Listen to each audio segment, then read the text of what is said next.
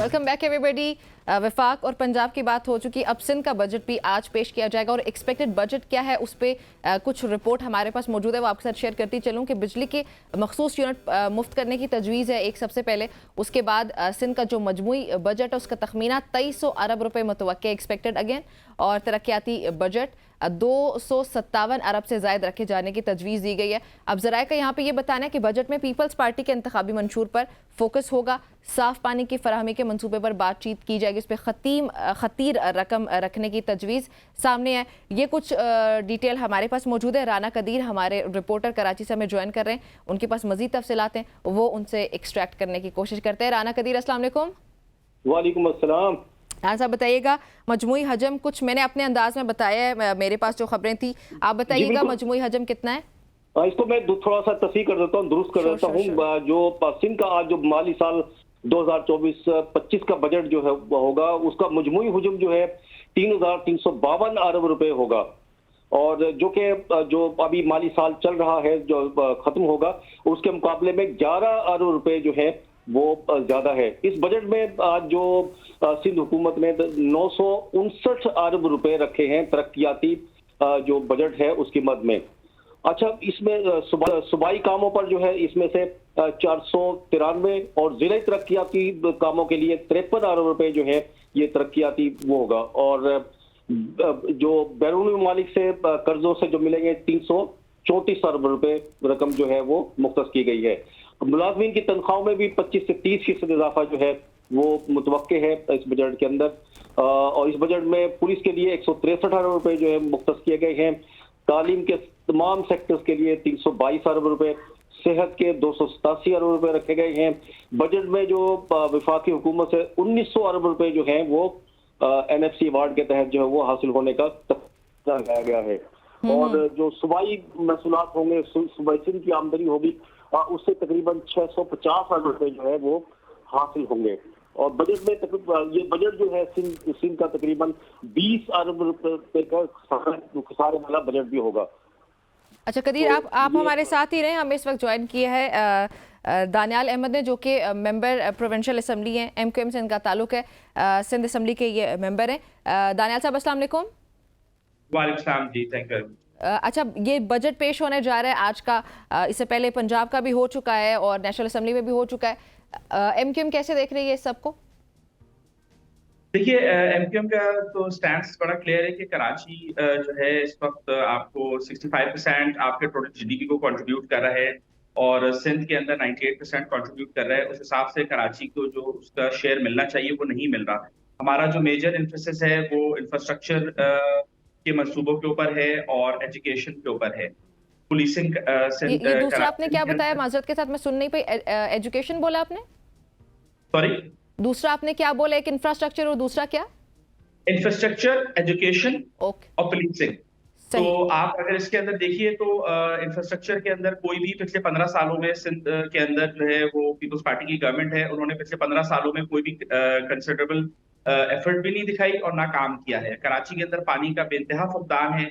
K4 जो है पिछले 13 सालों से होल्ड के ऊपर है, और K4 के ऊपर ना पिछले साल कोई खास बजट रखा गया ना इस साल। कराची के अंदर किसी भी दुनिया के मेट्रोपॉलिटन सिटी के तरीके से, जैसे कराची है या और भी आप किसी भी मुल्क को ले लें दुनिया के, तो उसके अंदर पानी एक मेजर कमोडिटी है जिसके बगैर इंसान जिंदा नहीं रह सकता। रोड ना हो तो भी इंसान चल जाएगा, या अगर और कोई सिविक कम्युनिटीज ना हो, लेकिन पानी के बगैर यहाँ कोई सर्वाइव नहीं कर सकता। कराची को 1100 MGD पानी इमीडिएटली चाहिए, जिसमें से सिर्फ उसको 600-650 MGD पानी मिलता है। तो K4 के ऊपर चीजों को बहुत एक्सपेडाइट करने की जरूरत है। ये हमारा मेजर स्टैंड जो बजट के अंदर है वो ये है। प्लस एजुकेशन के ऊपर इस वक्त कोई भी खर्च नहीं कर रही है सिंध गवर्नमेंट, जिस हिसाब से उनको करना चाहिए।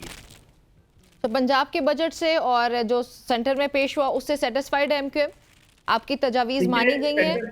सेंटर से हमने रिक्वेस्ट किया था कि कराची के लिए स्पेशल पैकेज दिया जाए, क्योंकि जो जैसे NFC प्लान होता है और जो फेडरल गवर्नमेंट है वो प्रोविंशियल गवर्नमेंट को पैसे देती है, लेकिन उस तरीके से प्रोविंशियल गवर्नमेंट नीचे डेलीगेट नहीं करती है पैसों को, जो कि हमने अपने मैनिफेस्टो में भी कहा था कि लोकल बॉडीज तक पैसे जाने चाहिए, और आवाम के पैसे जो आवाम के लिए आते हैं वो आवाम पे खर्च हो, ना कि वो दुबई में जाके कहीं पार्क हो जाए।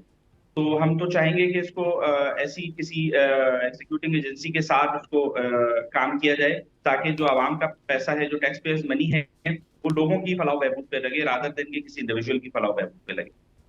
ठीक है। अच्छा राना कदीर, ये बताइएगा कि 12 अरब के नए प्रोजेक्ट्स कराची के लिए मुतवक्के हैं, ये कौन से नए प्रोजेक्ट्स हैं? या तो मतलब मजमूई तौर पे कोई नए प्रोजेक्ट्स इंट्रोड्यूस करवाने जा रहे हैं, या फिर जो पुराने चल रहे थे उन्हीं के लिए रकम अख्तस की गई है?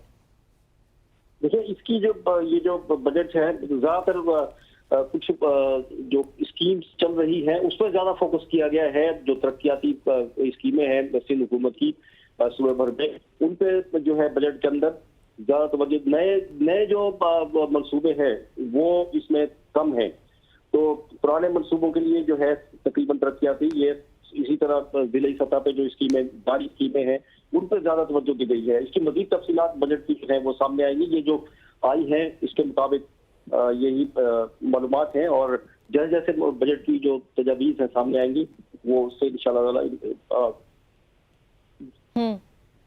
ठीक है। अच्छा दानियल, ये बताइएगा कि आज बजट पेश होने जा रहा है सिंध असेंबली में भी, आप लोग जो फिगर्स सामने आ रहे हैं, इसे सेटिस्फाइड हैं, ये सेटिस्फैक्ट्री आप लोगों के लिए? अगर नहीं है तो उस सूरत में फिर क्या करेगी एमक्यूएम अभी?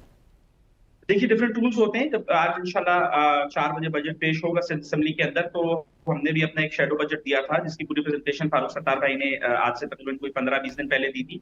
हमने अपनी बजट तजावीज, जो हमारे इस वक्त सिंध असेंबली के अंदर 37 एमपीए हैं, तो हमने अपनी बजट तजावीज जो है वो चीफ मिनिस्टर को रिसीव करवाई हैं। तकरीबन 1 महीना हो चुका है उसको रिसीव कराए हुए, और हमने उनसे कहा था कि कराची के लिए, हैदराबाद, सक्कर, मीरपुर खास, इवन हमने लाड़काना के लिए भी वहां पे कुछ स्कीम्स का कहा है, और खास तौर से हमने कराची, सक्खर और खास और हैदराबाद के लिए कहा है स्कीम्स का, कि उन स्कीम्स को शामिल किया जाए और लोगों की दाद रसी हो सके। प्लस हमने एजुकेशन के लिए, हमने यूनिवर्सिटीज के लिए, यूनिवर्सिटी के नए कैंपसेस के लिए कहा है। 1951 में आखिरी यूनिवर्सिटी बनी थी, जो कराची यूनिवर्सिटी है कराची के अंदर, उसके बाद कराची को कोई नई यूनिवर्सिटी आज तक नहीं मिल सकी। तो हमने एजुकेशन के लिए बहुत ज्यादा हमारा एम्फेसिस है, और डिफरेंट टूल्स हैं, कट मोशंस हैं, जिसको हम इंशाल्लाह ताला एम्प्लॉय करेंगे असेंबली के अंदर, and we will try and make sure कि जो हमारी तजावीज हैं सिंध हुकूमत को, उसको वो इम्प्लीमेंट करें और बजट का हिस्सा बनाएं। अच्छा दानियाल साहब, आपने पुलिसिंग का भी जिक्र किया था स्टार्ट में, विच इज़ वेरी इंपॉर्टेंट, मैं उसको अप्रिशिएट भी करती हूँ, ये बहुत ज़्यादा वक्त की ज़रूरत भी है और ये इंपॉर्टेंट भी है। लेकिन कल ही हमारे चैनल पे खबर ये भी चल रही थी कि पान की दुकान है, उसके बाहर पुलिस की गाड़ी में, जाहिर है ऑब्वियसली पुलिस ही हुई होगी, पुलिस की गाड़ी आती है और उसको लूट के चले जाते हैं वो लोग। तो ये अभी के हालात हैं वहाँ के, कराची के ये हालात मौजूदा हैं। इस पर आपकी पार्टी क्या कर रही है? गवर्नमेंट को किस तरह आप लोग अपनी तजावीज़ पेश कर रहे हैं, या फिर क्या तजावीज़ हैं? ये पुलिसिंग की आपने बात की है, तो आपकी पार्टी कहाँ पे स्टैंड करती है कि इसको किस तरीके से बेहतर किया जाए? आपने शुरू का सवाल में मिस करके आपने पुलिसिंग के बारे में पूछा है ना सवाल? जी मैंने पूछा, मैंने वैसे आपको एक एग्जांपल भी दिया कि कल एक पान वाले की दुकान पे पुलिस की गाड़ी आती है और उसको लूट के चले जाते हैं।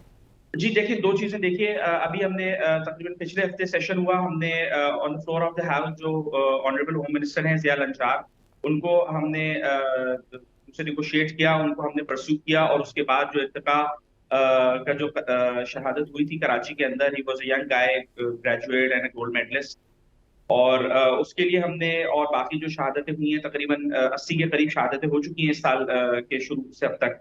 इस जो अब तकरीबन 6 महीने भी पूरे नहीं हुए, 80 से ऊपर शहादतें हो चुकी हैं कराची में स्ट्रीट क्राइम के अंदर। उसके लिए हमने एक तो कंपनसेशन का कहा है, तो उन्होंने वो अग्री किया on the floor of the house कि हम जो भी शहादतें हुई हैं कराची आइट्स की, उनको एक तो कंपनसेशन गवर्नमेंट देगी। दूसरा मसला एक बहुत बड़ा ये तो इतना बड़ा नंबर है दानियाल साहब, ये इतना बड़ा नंबर है, ये तो इतना कराची के अंदर गैर मुकामी पुलिस है। कराची के अंदर इस वक्त 128 थाने हैं, जबकि पिछले 3 या 4 साल से सिंध गवर्नमेंट के पास सिंध पुलिस की तरफ से, इन्हीं की सिंध पुलिस की तरफ से रिपोर्ट जा गई भी है बनके कि जी थाने जो हैं वो ओवरस्ट्रेच्ड हैं, उनके पास मोबाइल्स नहीं है, उनके पास इंफ्रास्ट्रक्चर की कमी है। अब मेरे हलके के अंदर फिरोजाबाद थाना है, उसके अंदर कम से कम उसको डिवाइड करके 2 थानों में डिस्ट्रीब्यूट होना चाहिए, उसको वो नहीं कर रहे। तो जब तक वो लोग एडमिनिस्ट्रेटिव और फंडामेंटल चेंजेस हुकूमत नहीं करेगी, उस वक्त तक कराची का कोई भी मसला हल नहीं होगा। और ये एडमिनिस्ट्रेटिव या फंडामेंटल चेंजेस कोई बहुत बड़े नहीं है जिसके अंदर उनको बहुत कोई टाइम लग जाए। उसमें उनको उसको डिस्ट्रीब्यूट करना है। अच्छा, ये पहले भी आपकी होता था। पार्टी की कोई पोजीशन है? आप लोगों का होल्ड है कराची पे, अभी आप ऑपोजिशन में भी हैं, अगर आप लोग फिर भी सेंटर में आप लोग एलाए हैं गवर्नमेंट के, तो आप लोग फिर क्या कर रहे हैं ये तमाम तर मसाइल के लिए? आपके मुताबिक खुद ही कि अगर इनको सेटल कर लिया जाए तो इतने कोई बड़े चेंजेस की जरूरत नहीं है, तो क्या करें फिर आप लोग कराची में खास तौर पे? जी देखिए, नहीं, एक तो आपने कहा कि हमारा होल्ड है कराची पे। आई विश कि हमारा होल्ड होता कराची पे तो कराची इस तरीके का ना होता, कराची बिल्कुल सही होता। लास्ट टाइम जो इस शहर के अंदर जो आखिरी जो भी डेवलपमेंट हुई है वो एमक्यूएम के दौर में ही हुई है, चाहे वो K3 हो, चाहे वो लियारी एक्सप्रेस वे हो, चाहे वो कोचिंग प्लांट हो, चाहे वो डिसैलिनेशन की चीजें हो, या एजुकेशन सिस्टम के अंदर जो हमने रिवैम्प किए डिफरेंट स्कूल्स, वो हम उनकी अगर बात कर लें। आप जो कह रही हैं कि हम लोग क्या कर रहे हैं, हम लोग ने सिंध गवर्नमेंट को जो हम प्रेशर दे सकते थे हमने दिया है, हमने शेडो बजट दिया है, हमने बजट तजावीज दी हैं सारी, उसको वो इनकॉर्पोरेट करें। अनफॉर्चुनेटली अभी भी जो कॉम्पोजिशन है सिंध असेंबली की, उसके अंदर 117 सीट्स पीपल्स पार्टी के पास है और हमारे पास 37 सीट्स है। ठीक। हमने अभी बजट के ऊपर बजट सेशन बुलाने के लिए पीटीआई के अपने जो कलीग्स थे उनसे कहा कि जी बजट सेशन के लिए आप हमें सपोर्ट करें, हम बुला दें। उनका नॉन सीरियस एटीट्यूड है, वो कहीं पे भी अपोजिशन के अंदर एक मुत्तहदा अपोजिशन बनाना नहीं चाहते। जब तक हमारे साथ जो नंबर्स हैं अपोजिशन के अंदर भी वो पूरे नहीं होंगे तो उस तरीके से परफॉर्म नहीं कर सकते। उसके अंदर पीटीआई का जो नॉन सीरियस एटीट्यूड है वो भी बेइंतहा नुकसान पहुंचा रहा है इस वक्त कराची। सही है। बहुत शुक्रिया आपका दानियाल साहब, आपका पॉइंट हमारे पास आ चुका है। बहुत शुक्रिया हमें ज्वाइन करने के लिए।